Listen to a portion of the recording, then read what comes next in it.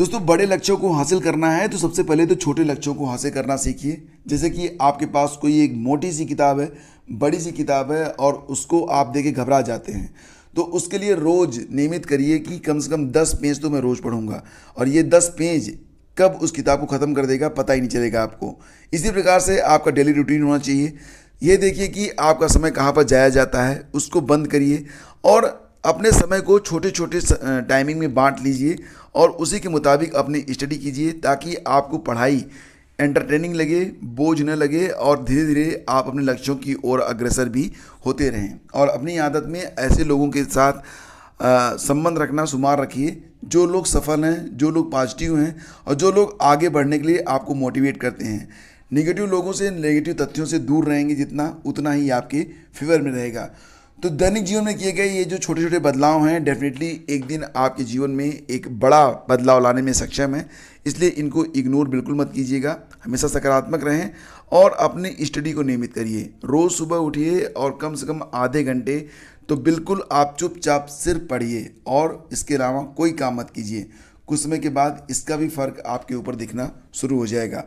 तो फ्रेंड्स, आज की तारीख है 23 जून और सबसे पहले तो बात करते हैं यूपी ट्रिपल एस सी की ओर से 2 नोटिफिकेशन जारी किए गए हैं। पहला जो नोटिफिकेशन है ये इसलिए जारी किया गया है क्योंकि अनुदेशक की जो मुख्य परीक्षा प्रस्तावित थी 17 जुलाई को, ये परीक्षा जो है पोस्टपोन कर दी गई है। नई डेट अभी आई नहीं है, लेकिन ध्यान रखिएगा कि 17 जुलाई को होने वाली 2 परीक्षाएं, सम्मिलित प्रवर अवर वर्ग सहायक और पूर्ति निरीक्षक की जो परीक्षा होनी थी, ये 17 जुलाई को पूर्वाह्न 10 बजे से 12 बजे तक लखनऊ जनपद में आयोजित किया जाना प्रस्तावित है और इसके बारे में एडमिट कार्ड जारी किए जाएंगे समय से।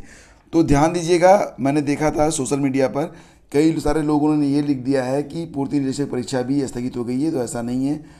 पूर्ति निरीक्षक परीक्षा अपने समय से हो रही है, ठीक है। और अनुदेशक की जो परीक्षा थी ये पोस्टपोन हुई है। दूसरी बात यह है कि लेखपाल भर्ती के लिए जो लोग मुख्य परीक्षा के लिए फीस जमा नहीं कर पाए थे, तो वो लोग भी बिल्कुल अब चैतन्य हो जाएं और अपनी फ़ीस को जमा कर दें। लेखपाल की जो मुख्य परीक्षा होनी थी पहले 19 जून को, तो 19 जून के स्थान पर अब ये परीक्षा करवाई जा रही है। कब? 24 जुलाई को ये परीक्षा करवाई जाएगी। अच्छा हाँ, एक बात और, कि सोशल मीडिया में कहा जा रहा है कि पूर्ति निरीक्षक परीक्षा, दोनों ही बातें अफवाह हैं, पोस्टपोन हो गई है तो लेखपाल भी पोस्टपोन होगा, तो ऐसा कुछ नहीं है। पूर्ति निरीक्षक की जो परीक्षा है ये भी अपने ऑन टाइम हो रही है, अपने समय से हो रही है। और साथ ही साथ लेखपाल भर्ती की जो मुख्य परीक्षा है ये भी अपने समय से ही होगी, यानी कि 24 जुलाई को ही होगी। तो टाइमिंग जो है ये आपके लिए बिल्कुल तय है और इसमें किसी प्रकार के बहस से आपको बचना चाहिए। एक्चुअली में ये समय बहुत ही महत्वपूर्ण है और आपको ये मान के चलना है कि आपकी जो परीक्षा है वो अटल है, ठीक है। और इसमें कोई किसी प्रकार का बदलाव नहीं होना है और आपके पास जो टाइम है बहुत ही लिमिटेड है और उसका सही सदुपयोग आपको कर लेना है।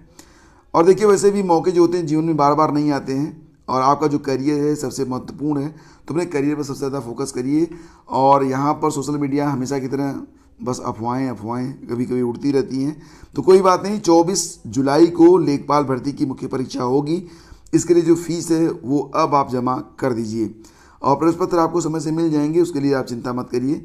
और देखिए, यहाँ पर एक खबर और भी है कि एनटीए के द्वारा जो अंडर ग्रेजुएट जो कंबाइंड टेस्ट होने वाला है ना, एंट्रेंस एग्जाम, उसके लिए डेट्स डिक्लेयर कर दी गई हैं।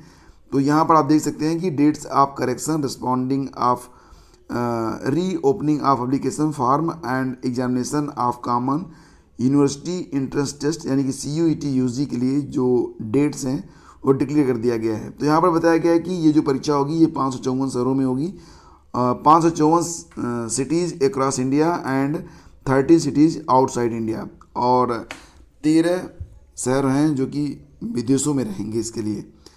तो यहाँ पर देखिए जो डेट्स हैं वो आप यहाँ पर देख लीजिए।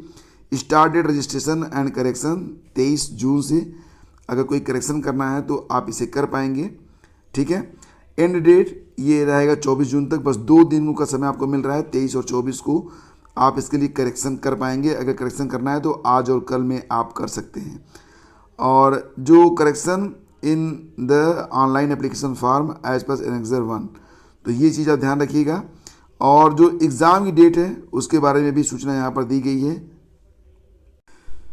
तो यहाँ पर देखिए आपके लिए जो डेट्स हैं CUET UG के लिए, वो आप यहाँ पर देख सकते हैं। आपको बता देता हूँ कि 15 जुलाई से लेकर ये जो परीक्षा होगी ये 10 अगस्त तक चलेगी CBT मोड में। 15 जुलाई, 16 जुलाई, 19 जुलाई, 20 जुलाई, फिर 4 अगस्त, 5 अगस्त, 6 अगस्त, 7 अगस्त, 8 अगस्त, 10 अगस्त। तो ये CBT मोड में परीक्षाएं होंगी। UG के लिए ये डेट्स डिक्लेयर कर दी गई हैं। तो करेक्शन करना है तो आज कल में कर लीजिएगा, और एग्ज़ाम डेट आपकी यहाँ पर बता दी गई है, ठीक है। बाकी की जानकारी आपको समय समय पर यहीं पर मिलती रहेगी, और अधिक जानकारी के लिए आप ऑफिशियल वेबसाइट को विजिट कर सकते हैं। लिंक मैं आपको बताता हूँ, CUET.SAMARTS मतलब समर्थ, CUET.samarth.ac.in ये वेबसाइट है, ऑफिशियल वेबसाइट। चलिए आगे बढ़ते हैं, अगली खबर पे चलते हैं। तो मुख्यमंत्री ने मेधावी विद्यार्थियों की लगाई पाठशाला, बोले कि रोज जाएं लाइब्रेरी, हिम्मत न हारें, चुनौतियों का डटकर सामना करें, परीक्षा में सफलता के लिए रोज पढ़ें अखबार। तो यहाँ पर देखिए बताया गया है कि मुख्यमंत्री योगी आदित्यनाथ ने इंटरमीडिएट में पास हुए मेधावी छात्रों की बुधवार को अपने आवास पर पाठशाला लगाई है। उन्होंने छात्रों को हिदायत दी है कि अगर प्रतियोगी परीक्षाओं में सफल होना है तो उन्हें नियमित रूप से न्यूज़पेपर रीडिंग करनी चाहिए, वो भी पूरी गहनता के साथ। रोज़ लाइब्रेरी जाएं, सुबह जल्दी उठें, और योग करने के साथ साथ परिश्रम करने की भी उन्होंने सीख दी है। तो यहाँ पर बेसिकली मुख्यमंत्री ने बच्चों को मोटिवेट किया है कि वो किस प्रकार से अपने लक्ष्य को हासिल कर सकते हैं, और जो प्रतियोगी छात्र हैं उनको कहा कि वो अभ्युदय की जो कोचिंग है उसमें वर्चुअल रूप से भी वो जुड़ सकते हैं। इससे उनको बहुत अधिक गाइडेंस मिलेगी आगे की प्रतियोगी परीक्षाओं के लिए और अपनी तैयारी के लिए। समय पर सोने और उठने की भी सीख दी है, बोले कि छोटी छोटी बातों का भी ध्यान रखें। और CM ने प्रधानाचार्यों की भी क्लास लगाई, संस्थाएं छात्रवृत्ति दिलाने में मदद करें। तो यहाँ पर देखिए मुख्यमंत्री ने बच्चों को अनुशासित रहने और नियमित योग करने की सीख दी है। छात्रों से पूछा कि रोज़ कितने बजे जगते हैं, किसने किसने प्रधानमंत्री नरेंद्र मोदी का योग के दौरान संबोधन देखा था। फिर चेहरे पर मुस्कुराहट के साथ उन्होंने नसीहत दी कि समय पर सोने की आदत डालें। जीवन में जितना नियम और संयम रहेगा, व्यक्ति उतना ही स्वस्थ रहेगा और आगे बढ़ने के लिए तैयार रहेगा। तो परीक्षा में सफलता के लिए रोज़ पढ़ें अखबार। और ये न्यूज़ भी यहाँ पर काफ़ी महत्व रखती है, क्योंकि आपके जीवन में अगर अनुशासन नहीं होगा तो फिर कोई भी काम आप समय पर पूरा नहीं कर पाएंगे, और जो काम समय पर पूरा नहीं होगा वो आपको उचित परिणाम भी नहीं देगा। देखिए यहाँ पर एक बहुत ही अच्छी नॉलेज आपके लिए है। नॉलेज ये है कि डीम्ड यूनिवर्सिटी नहीं करा सकती डिस्टेंस PhD। आप लोगों में से कई सारे लोग PhD करना चाहते होंगे, और इसके लिए सबसे सरल रास्ता उन्हें लगता होगा कि करस्पॉन्डेंस यानी कि डिस्टेंस एजुकेशन के माध्यम से अपनी PhD को कंप्लीट किया जाए। लेकिन देखिए फ्रेंड्स, यहाँ पर एक बात ध्यान रखिएगा कि 2014 से लेकर 2017 तक विश्वविद्यालय अनुदान आयोग यानी कि UGC द्वारा कई बार समाचार पत्रों और विभिन्न माध्यमों के द्वारा छात्रों को आगाह किया गया है कि भारत में PhD को डिस्टेंस एजुकेशन के माध्यम से नहीं चलाया जा सकता। देश के किसी भी निजी या सरकारी विश्वविद्यालय द्वारा चलाया गया कोई भी पाठ्यक्रम गैर कानूनी है, इसकी मान्यता नहीं होगी। तो यदि कोई निजी डीम्ड यूनिवर्सिटी द्वारा PhD कराई जाती है तो आपको वहां जाकर नियमित रूप से अपना रिसर्च वर्क पूरा करना होगा।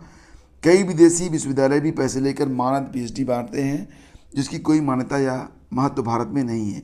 तो देखिए यहाँ पर बात मुख्य रूप से ये कही जा रही है कि आप PhD कहीं से भी कर सकते हैं, लेकिन डिस्टेंस मोड PhD जो है वो भारत में मान्य नहीं है। तो अगर कोई आपको ऑफ़र देता है कि डिस्टेंस मोड PhD आप घर बैठे कर लीजिए, तो याद रखिए कर तो आप सकते हैं, लेकिन उसका कोई वैल्यू नहीं होगा। PhD यहाँ पर रेगुलर ही मान्य रहती है। अब आवेदन के दूसरे दिन ही मिलेगा DL के लिए समय। तो आप लोगों में से कई सारे लोग होंगे जो लोग ड्राइविंग लाइसेंस बनवाना चाहते होंगे, तो आपके लिए यहाँ पर एक गुड न्यूज़ है कि अगर आपने लर्निंग बनवा रखा है और उसे परमानेंट बनवाना चाहते हैं, तो जिस दिन आप स्लॉट बुक करेंगे उसके नेक्स्ट डे ही आपको बुला लिया जाएगा, और आपको जो है परमानेंट जो DL है वो आपको दे दिया जाएगा। पहले ये जो कोटा था पूरे प्रदेश में 5,814 था, इसे बढ़ाकर अब 11,628 कर दिया गया है। तो परिवहन मंत्री दयाशंकर सिंह के निर्देश पर प्रमुख सचिव वेंकटेश्वर लू की अध्यक्षता में मुख्यालय में हुई बैठक में लखनऊ सहित प्रदेश भर में अस्थायी DL के अपॉइंटमेंट को बढ़ाने का निर्णय लेते हुए आदेश जारी कर दिए गए हैं। पहले लगभग 3 महीने का वक्त लगता था, लेकिन अब अच्छी बात ये रहेगी कि जैसे ही आप परमानेंट DL के लिए अप्लाई करेंगे, आपको नेक्स्ट डे का स्लॉट जो है बुक कर दिया जाएगा। तो ये आपके लिए भी काफ़ी अच्छी और राहत भरी खबर है। और फिलहाल छोटी छोटी 2 खबरें और हैं, इसको भी देख लेते हैं। स्टाफ नर्स के बारे में बात कर लेते हैं। स्टाफ नर्स के लिए जो अंतिम परिणाम था उसे जारी हुए काफ़ी वक्त हो गया, लगभग 6 महीने हो गए हैं। और बहुत सारे अभ्यर्थी जो स्टाफ नर्स में सेलेक्ट हुए हैं वो लोग अपनी जॉब भी छोड़ चुके हैं। उनके सामने गहरा आर्थिक संकट है, लेकिन अभी तक उनको नियुक्ति नहीं मिली है, जिसके लिए वो यूपीपीएससी के समक्ष धरना प्रदर्शन कर रहे हैं और मांग कर रहे हैं कि यथाशीघ्र उनको नियुक्ति दी जाए। और क्योंकि पूरी प्रक्रिया पूरी हो चुकी है तो इनको नियुक्ति मिल भी जानी चाहिए थी, लेकिन किन्हीं वजहों से अभी इनको नियुक्ति नहीं मिल पाई है और अभी इनके सामने एक गहरा आर्थिक संकट उत्पन्न हो गया है। और देखिए यहाँ पर बताया जा रहा है कि फर्जी बीएड मार्कशीट पर नौकरी करने वाले को नहीं मिली राहत। तो हाई कोर्ट के मुख्य न्यायमूर्ति की अध्यक्षता वाली खंडपीठ ने याचिका खारिज कर दी है और ये कहा है कि जो फर्जी बीएड मार्कशीट पर नौकरी कर रहे अध्यापक हैं उनको राहत नहीं मिल सकती है। और यहाँ पर सिर्फ एक याचिका मामला था जिसने आगरा विश्वविद्यालय से हलफनामे के मुताबिक याचिका जो मामला था वो अंक पत्र में छेड़छाड़ का है, लिहाजा याचिका स्वीकार योग्य नहीं है। और यहाँ पर जो याची है उसका अपना ही तर्क है। उसने कहा कि उसने अंक सुधार परीक्षा दी है लेकिन विश्वविद्यालय ने उसका उल्लेख नहीं किया है। बेसिकली बात यहाँ पर ये कही जा रही है कि अगर फर्जी डिग्री के सहारे नौकरी की जा रही है तो वो डिग्री मान्य नहीं होगी और नौकरी से बाहर निकाला जाना तय है। तो फ्रेंड्स, ये थी आज की पूरी अपडेट। अगर सेशन आपको अच्छा लगता है तो प्लीज़ इसे लाइक और शेयर जरूर किया करें। बहुत बहुत धन्यवाद। Thank you so much.